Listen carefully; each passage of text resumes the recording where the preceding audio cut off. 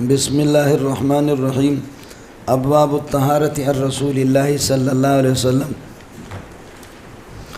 باب ما جاء لا تقبل صلاة بغیر طہور وبه قال حدثنا قتيبة بن سعيد قال اخبرنا ابو عوانة عن سماك بن حرب قال وحدثنا هناد قال حدثنا وكيع عن اسرائيل عن سماك عن مصعب بن سعد عن ابن عمر عن النبي صلی اللہ علیہ وسلم قال لا تقبل صلاة بغیر طہور.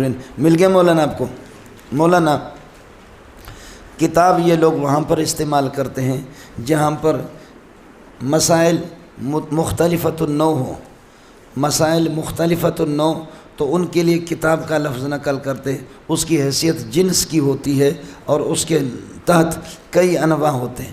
المسائل اذا كانت مختلفۃ النوع، جب مختلف النوع ہو تو پھر یہ کہ وہاں پر لفظ کتاب استعمال ہوتا ہے. اور المسائل اذا كانت متحدۃ بالنوع، متحد النوع اگر ہوں تو وہاں لفظ باب مفرد استعمال کرتے ہیں. اور المسائل اذا كانت من صنف واحد، صنف جو نوع کے مقابلے میں بھی خاص ہے، صنف ہو تو وہاں پر فصل کا لفظ نقل کرتے ہیں. لیکن اگر ابواب نقل کرے، باب کی جمع ابواب، تو پھر یہ ابواب کتاب کا کام دے گا. پھر یہ ابواب کس کا کام دے گا؟ اس لیے یہاں باب الطہارت نہیں بلکہ کیا ہے؟ ابواب الطہارت عن رسول اللہ. مسئلہ آپ کو سمجھ میں آ گیا؟ کتاب اذا كانت المسائل مختلفۃ بالنوع تو کتاب آئے گا. اذا كانت متحدۃ بالنوع تو وہاں پر اللہ کا بلا کر باب مفرد آئے گا. اذا كانت متحدۃ بالصنف وہاں پر لفظ فصل آئے گی. اور اگر یہ ہے کہ باب لفظ مفرد نہیں بلکہ ابواب آ جائے تو پھر اس میں بھی وہی ہوگا جو کتاب کے تحت جیسے مختلفۃ النوع مسائل ہوتے ہیں، اس میں بھی یہی ہوگا. یہاں ابواب الطہارت. پھر آگے فرماتے ہیں الرسول اللہ صلی اللہ علیہ وسلم. یہ طہارت کے ابواب نبی سے مروی ہے، یہ طہارت جو نبی سے مروی ہے. آیا مسئلہ سمجھ میں؟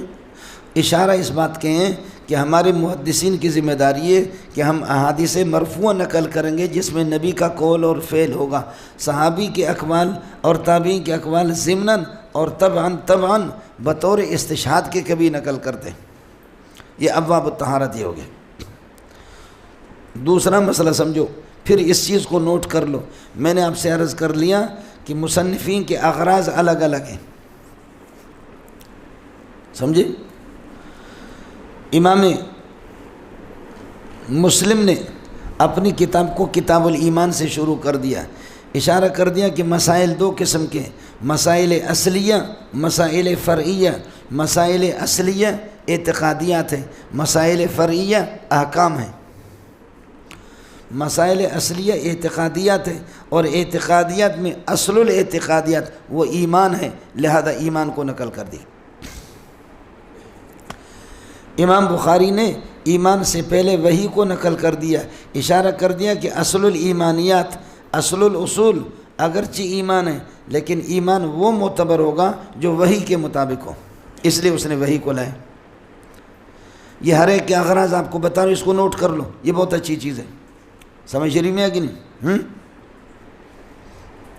یہ دونوں حضرات شیخین فارغ ہو گئے، بخاری اور مسلم. ترمذی، نسائی، ابو داود. ترمذی، نسائی، ابو داود یہ سنن ہے. انہوں نے طہارت سے شروع کر دیا. یہ کہتے ہیں کہ یہ کتابیں لکھی گئی ہے مومن لوگوں کے لیے، کافروں کے لیے نہیں لکھی ہم نے، مومنین کے لیے. مومن اس کو کہتے ہیں کہ صاحب ایمان، حامل ایمان، اس کے پاس ایمان پہلے سے موجود ہے، لہذا ہمیں ایمان کی مباحث کرنے کی ضرورت نہیں. سمجھتا ہے؟ لہذا ہم عبادات سے بحث کریں گے، اور عبادات میں اصل العبادت وہ نماز ہے، اور نماز موقوف ہے طہارت پر. طہارت شرط ہے، نماز مشروط ہے. شرط مقدم ہوتی ہے، مشروط مؤخر ہوتی ہے. اس لیے ہم لوگ پہلے طہارت کو نقل کرتے ہیں، وضو کو نقل کرتے ہیں، چونکہ چنانچہ دراصل میں کیوں. یہ ترمذی بھی آ گیا، ابو داؤد بھی آ گئے، نسائی کا مسئلہ بھی حل ہو گیا. سمجھتے ہیں؟ امام مالک نے کتاب اوقات صلاۃ شروع کیا، اوقات صلاۃ سے. وہ کہتے ہیں کہ طہارت اس وقت تو کوئی ضروری نہیں ہے، ابھی 10 بجے 9 بجے کیا لازم ہے کہ کوئی آدمی وضو کرے؟ کسی نماز کا وقت وضو اس وقت واجب ہے جب وقت داخل ہوتا ہے ظہر کا، پھر اقیم الصلاۃ متوجہ ہوتا ہے، عصر کا وقت داخل ہوتا ہے تو پھر اقیم الصلاۃ متوجہ ہوتا ہے۔ اس لیے کہتے ہیں طہارت لازم اور واجب ہوگی فی وقتہا، اپنے وقت کے اندر، نماز کے وقت میں۔ اس وجہ سے کہتے ہیں کہ اوقات الصلاۃ سے میں اپنی کتاب کو شروع کر دوں۔ ایک ابن ماجہ ہے کہ جس نے اپنی کتاب کو مناقب صحابہ سے، فضائل صحابہ سے شروع کر دیا، اشارہ کر دیا کہ دین ہم کو ان واسطوں سے پہنچا ہے، اگر یہ واسطے مخدوش ہیں تو بھی دین قابل قبول نہیں ہے، اس لیے مناقب صحابہ انہوں نے نقل کر دی۔ یہ آپ کے سیاستہ کا مسئلہ حل ہو گیا میرے دوستو، عزیزو، بزرگو، بھائیو۔ ہاں یہ ہو گیا۔ اب آ جاؤ، پھر اس کے بعد سمجھو طہارت کی دو قسمیں، طہارت حسی ہے اور طہارت معنوی ہے۔ طہارت حسی، طہارت من الحدث الاصغر ومن الحدث الاکبر۔ طہارت معنوی، طہارت معنوی دل کا پاک ہونا، پھر دل کا پاک ہونا اس میں دو قسم کی طہارتیں، دل کا پاک ہونا، دل پاک ہو جائے، طہارت من، اس کی دو قسمیں، الطہارت من العقائد الفاسدۃ، الطہارت من العقائد الفاسدہ، دوسرا الطہارت من الاخلاق الفاسدہ۔ عقائد فاسدہ، فاسد قسم کے عقائد سے پاک ہونا، اس میں یہ لوگ بحث نہیں کرتے ہیں، اس سے علماء متکلمین بحث کرتے ہیں، لہذا وہ ان کا مسئلہ ہو گیا۔ اخلاق رذیلہ سے پاک ہونا، اس سے صوفیہ بحث کرتے ہیں، حسد ہے، بغض ہے، کینہ ہے، ان چیزوں سے، یہ صوفیہ کا۔ اس لیے اب طہارت معنوی کی دو قسمیں، اعتقادیات فاسدہ سے بھی پاک ہونا اور اخلاق رذیلہ سے بھی پاک ہونا، ایک صوفیہ کی ذمہ داری ہے، ایک اللہ کا علم کلام متکلمین کی ذمہ داری، اس سے ہم لوگ بحث نہیں کریں گے، دونوں قسموں میں سے کسی میں سے بھی نہیں کریں گے۔ اب ایک متعین ہو گیا، الطہارت من الحدث الاصغر ومن الحدث الاکبر۔ فقہاء اور محدثین کے ہاں یہی معنی مراد ہوتا ہے اس وقت اس طہارت سے، یہی۔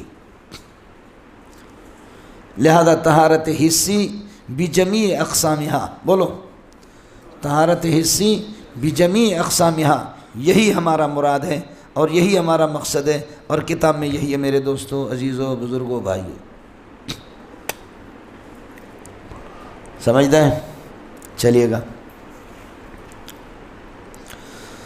باب ما جاء لا تقبل صلاۃ بغیر طہور۔ پھر سمجھو، امام ترمذی رحمۃ اللہ علیہ کی عادت یہ ہے، وہ ترجمۃ الباب میں عام طور پر یہ کرتا ہے، ایسا ترجمۃ الباب قائم کرتا ہے کہ جس پر آگے حدیث مطابقتاً دلالت کر رہے ہیں۔ بولو، ترجمۃ الباب اس قسم کا قائم کریں گے، حدیث اس پر مطابقتاً دلالت کرے۔ تضمن، التزام صرف ایک دو جگہوں میں ہے، تضمن کو پھر بھی چلاتا ہے، التزام کو تو جانتا ہی نہیں ہے، صرف ایک جگہ میں کھینچا تانی کر کے میں آپ کو بتا دوں گا۔ خلاصہ یہ نکلا، امام ترمذی کی عادت یہ ہے اپنے تراجم میں کہ وہ ترجمۃ الباب کو احادیث سے ثابت کرتا ہے مطابقتاً۔ تضمن اور التزام محدثین کا کام نہیں ہے، یہ فقہاء کا کام ہے۔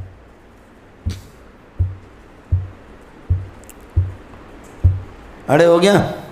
اب یاد دیکھو، باب لا تقبل صلاۃ بغیر طہور، کوئی نماز صحیح نہیں ہے بغیر طہارت کے، کوئی نماز صحیح نہیں ہے۔ یہ تقبل کا ترجمہ تصحیح سے کر رہا ہوں، لا تقبل صلاۃ بغیر طہور۔ اب آگے چلو، ابھی قال حدثنا قتیبہ بن سعید، یہ کل ہی ہو جائے گا۔ حدثنا قتیبہ بن سعید، قتیبہ بن سعید یہ سکہ ہے، سوائے ابن ماجہ کے باقی سارے کے لوگ اس سے روایتیں لیتے ہیں، ابن ماجہ نہیں لیتا۔ حدثنا قتیبہ بن سعید، مولانا قتیبہ بن سعید سکہ ہے، سمجھے، سوائے ابن ماجہ کے، ابن ماجہ اس سے روایت نہیں لیتا ہے، امام ترمذی کے استاد باقی سارے لیتے ہیں۔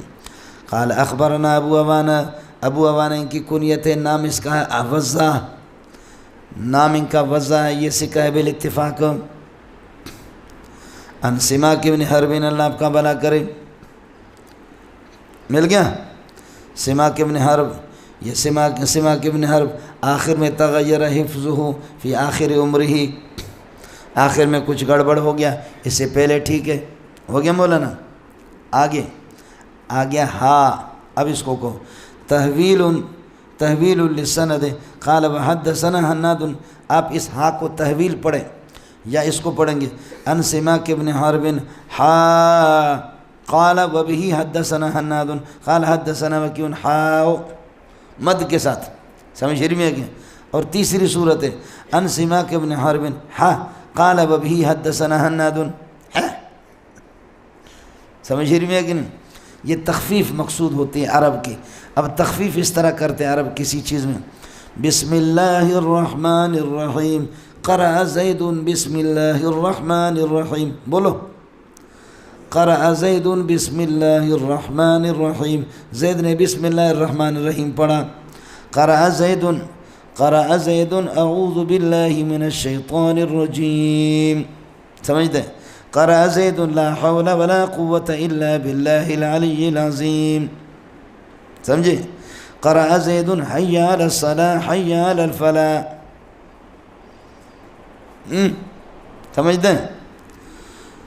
اب ان کو مختصر کرو اتنے طویل عبارتوں کو، بسملہ زید، ختم، بولو بسملہ زید، ختم ہو گیا، یعنی زید نے بسم اللہ الرحمن الرحیم پڑھا۔ تعوذ زید، زید نے اعوذ باللہ من الشیطان الرجیم پڑھا۔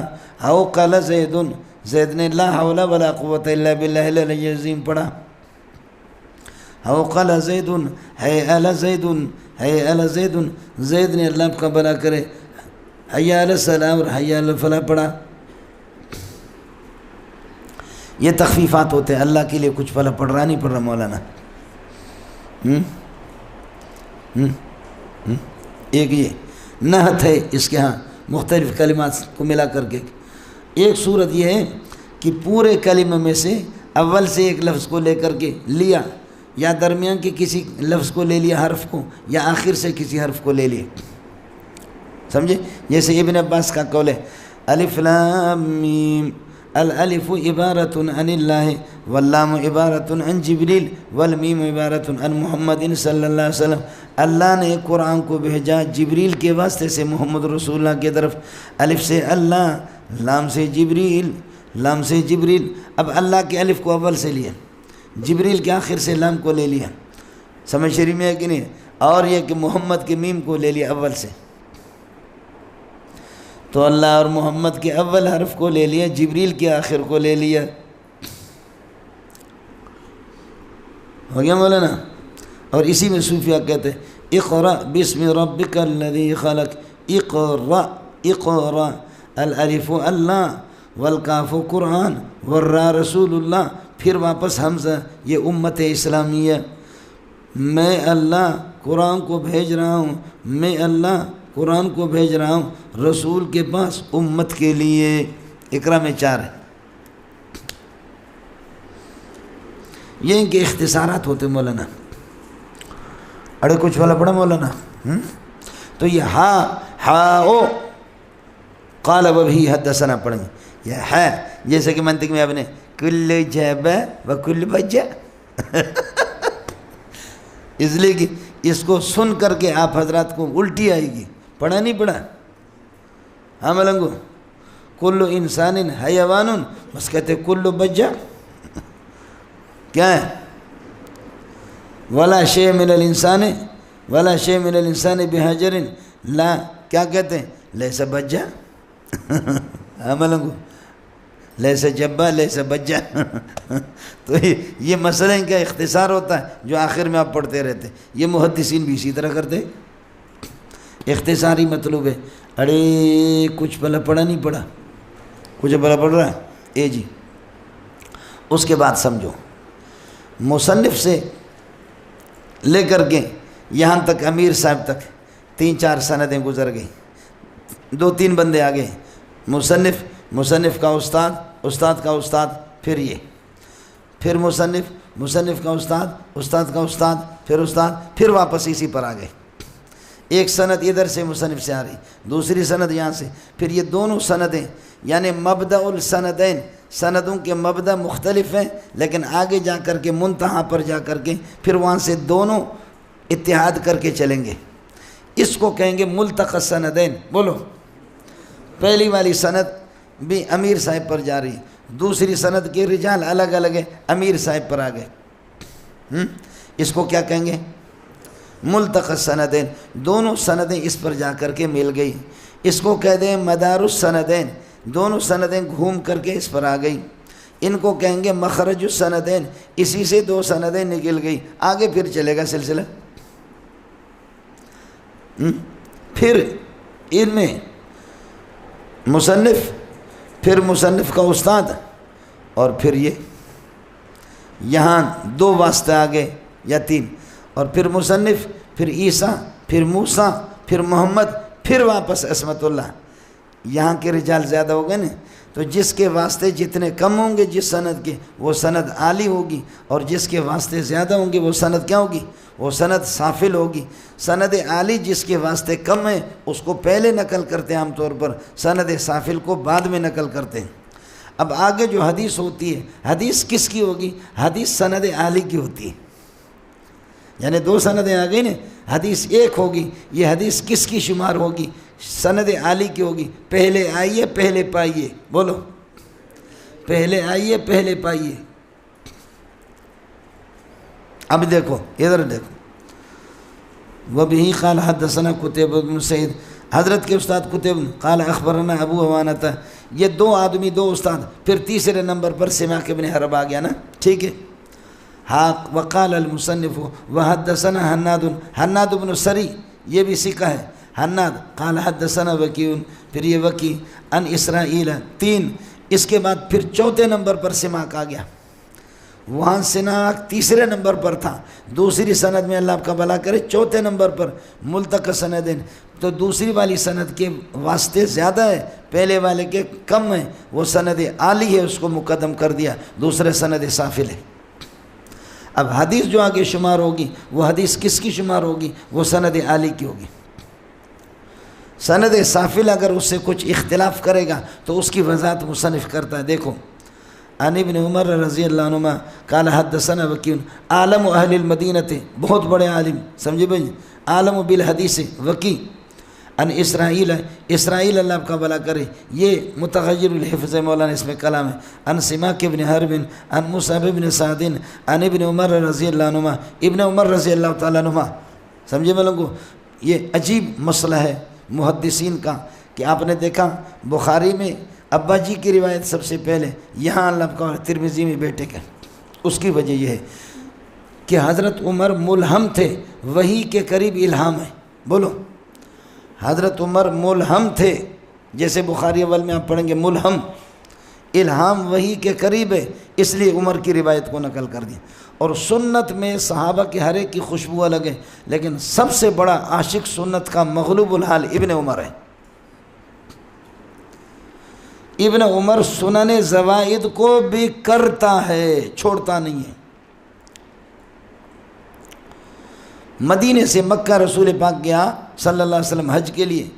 جس بھی پتھر سے گئے، جہاں جہاں سے گئے، جہاں قدم رکھا، جہاں تھوڑی دیر کے لیے آرام کیا، جہاں پیشاب کیا، سمجھے بھائی جان، ان تمام چیزوں کو عمر نے سنت بنایا، ابن عمر نے سنت بنایا. وہاں نشانہ لگایا، حضرت عمر نے فرمایا اٹھاؤ اس پہ مسجد نہیں بناؤ، امت کے لیے دشواریاں ہو جائیں گی. وہ انتظامی آدمی تھے. اس لیے میرے بھائی 60 حج کیے. کتنے؟ 60 حج کیے، 1000 سے زائد عمرے کیے عبداللہ ابن عمر. اللہ اللہ. ابھی تو وہ پہاڑ انہوں نے ختم کر دیے جہاں ان کا گھر تھا. یہاں سے مولانا شارع جدہ پر دور ایک درخت تھا، قسم خدا کے آدمی تھک جاتا ہے. عبداللہ ابن عمر اپنے گھر سے یہاں سے شدید گرمی میں، مکہ کے گرمی میں، دور جا کر کے اس درخت کے نیچے تھوڑی دیر کے لیے آرام کرتا، پھر واپس آ جاتا روزانہ. لوگوں نے کہا اللہ کے بندے یہ کیا ہے؟ کہا یہ سنت نبی ہے. یہ کون سی سنت ہے؟ کہتے ہیں میں نے اس درخت کے نیچے، اب آپ کہو گے سنت موقع ہے، غیر موقع ہے، نفل ہے، کیا ہے؟ یہ تمہاری بات ہے. میں نے نبی کو دیکھا اس درخت کے نیچے آرام کرتے، خدا کی قسم جب تک زندہ ہوں میں اسی طرح کروں گا. سمجھے میں نے؟ ایک جگہ پر نبی صلی اللہ علیہ وسلم کو چھوٹے پیشاب کی ضرورت پیش آ گئی سفر میں، آپ وہاں آپ نے پیشاب کیا۔ کئی سال کے بعد جب یہاں سے صحابہ کا لشکر گزرا، حضرت عبداللہ ابن عمر کہا آپ لوگ جاؤ، وہ ہٹ گیا، اس جگہ پر جا کر ایسے بیٹھ گئے جیسے پیشاب کے لیے آدمی بیٹھتا ہے، حالانکہ پیشاب نہیں کیا، استنجا خشک نہیں کہ پیشاب ہی نہیں کیا۔ تو صحابہ نے کہا یہ تو خیر ہے، کہنے لگے اس جگہ پر جا کر کے میں ویسے بیٹھ گیا، مجھے پیشاب نہیں لگا تھا لیکن نبی کی نقل اتار رہا ہوں۔ اے جی اے گل عاشقان دی گل ہو گیا مولانا۔ اے جی قال حدثنا وكيع عن اسرائيل عن سماك بن حرب عن موسى بن سعد عن ابن عمر رضی اللہ عنہ من النبي صلی اللہ علیہ وسلم قال لا تقبل صلاة بغیر طہور، کوئی نماز درست نہیں ہے بغیر طہارت کے۔ بس میرے دوستوں ختم ہو گیا۔ ولا صدقۃ من غلول، اور مال حرام سے کوئی صدقہ صحیح نہیں ہے۔ قال حناد، دوسری سند حناد والے، فی حدیث، معلوم یہ ہو گیا کہ یہ حدیث جو سند تھی پہلے والی سند کی تھی، حناد بغیر طہور کے بجائے کہتے الا بطہور، یہ دوسری سند والے، تھوڑا سا فرق تھا۔ قال ابو سعد الحدیث وصف شیء فی هذا الباب، باقی مسئلہ کل ہو جائے گا میرے دوستوں، عزیزوں، بزرگوں، بھائیوں۔ علماء اکرام کے نیو بیانات سننے کے لیے آپ ہمارے فیس بک پیج کو لائک کریں اور ہمارے یوٹیوب چینل کو سبسکرائب کر کے بیل آئیکن پر کلک کیجیے۔ اپنی نیک دعاؤں اور تمناؤں میں ادارہ سعد نشریات کو یاد رکھیں۔ شکریہ۔ علماء حق کی آواز، سعد نشریات۔